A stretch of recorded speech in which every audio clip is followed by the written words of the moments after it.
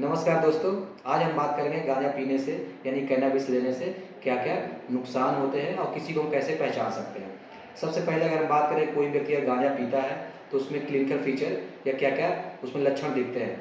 सबसे पहले उसमें क्या होता है कि हम जो भी गांजा का व्यक्ति होता है उसकी आँखों के सामने, आँखों के अगर आप आँखों में देखेंगे तो पुतली के बगल में आसपास कंजेशन यानी कि ब्लड वेसल फैल जाती है और खूब लाल हो जाती है, आँख एकदम लाल लाल हो जाती है। दूसरा, टैकीकार्डिया मतलब धड़कनें बढ़ने लगती हैं। तीसरा, अगर ज़्यादा ले रहा है धीरे-धीरे तो फिर क्या होता है, मुँह सूखने लगता है, चलते-चलते वो गिर जाता है, जिसको बोलते हैं ऑर्थोस्टैटिक हाइपोटेंशन, मतलब जैसे उठेगा और गिर जाएगा, तो उसको बोलते हैं ऑर्थोस्टैटिक हाइपोटेंशन। और धीरे-धीरे जो व्यक्ति गांजा ज़्यादा लेते हैं उनकी दिमाग दिमाग अंदर से सिकुड़ने लगता है, छोटा होने लगता है, जिसको एट्रोफी बोलते हैं। लड़कियां अगर लेती हैं तो उनके महीने में डिस्टर्बेंस आने लगता है, पुरुष लेते हैं तो उनके टेस्टोस्टेरोन जो पुरुषार्थ की निशानी है उसमें वेरिएशन है, कमी आने लगती है।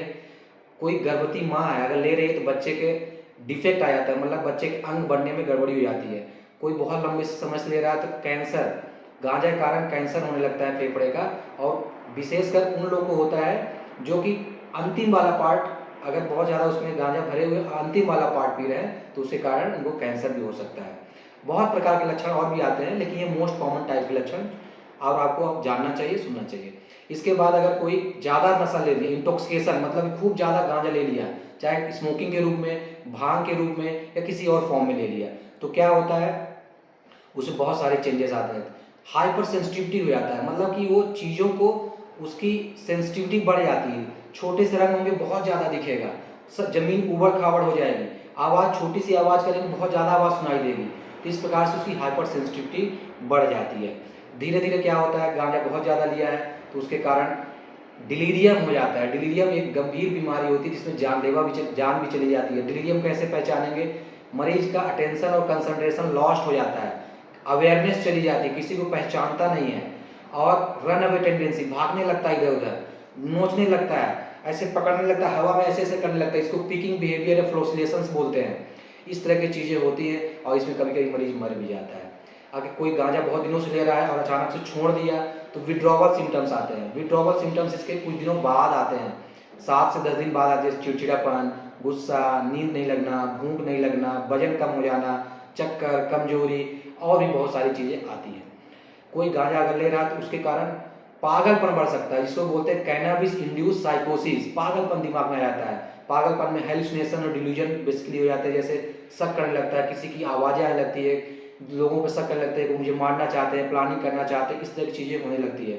उसको डिल्यूजन्स हो जाते हैं, जैसे कि कुछ भी नहीं है, उसमें फॉल्स और फर्म बिलीव हो जाता है। तो इस प्रकार की चीज़ें बढ़ने लगती हैं। एंजाइटी और डिप्रेशन भी गांजा के मरीजों में अक्सर मिल जाता है। एंजाइटी डिप्रेशन मतलब एंजाइटी के लक्षण, धड़कन बढ़ जाना, पाल्पिटेशन, घबराहट, उलझन, अनिद्रा, और डिप्रेशन, लो मूड, फटीग, इस तरह की चीज़ें भी होने लगती है।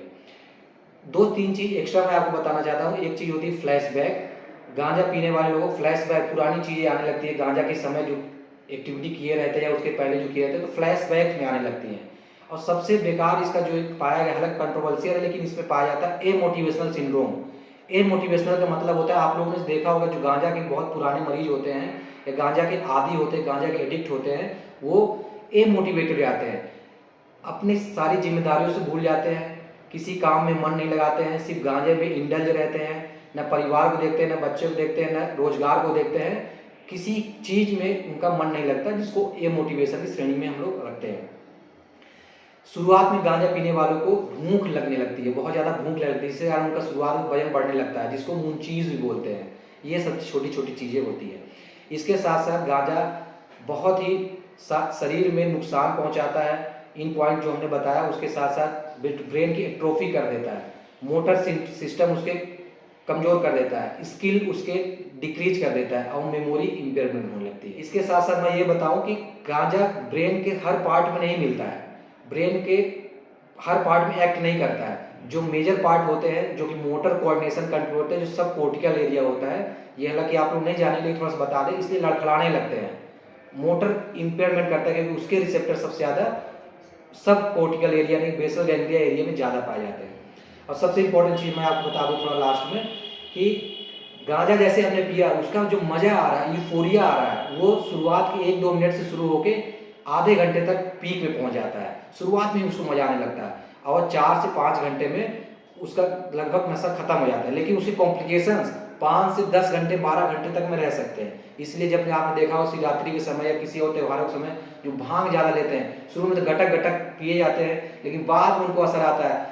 फ़ियर ऑफ इम्पेंडिंग डूम भी हो जाता है, मतलब मृत्यु का भय भी हो जाता है उनको कि हम मर जाएँगे, बचा लो, बचा लो, बचा लो। सब कुछ ऊबड़-खाबड़ दिखने लगता है। तो इस प्रकार के छोटे-छोटे चीज़ें जो आपको समझना चाहिए और गांजे के सेवन से बचना चाहिए। धन्यवाद।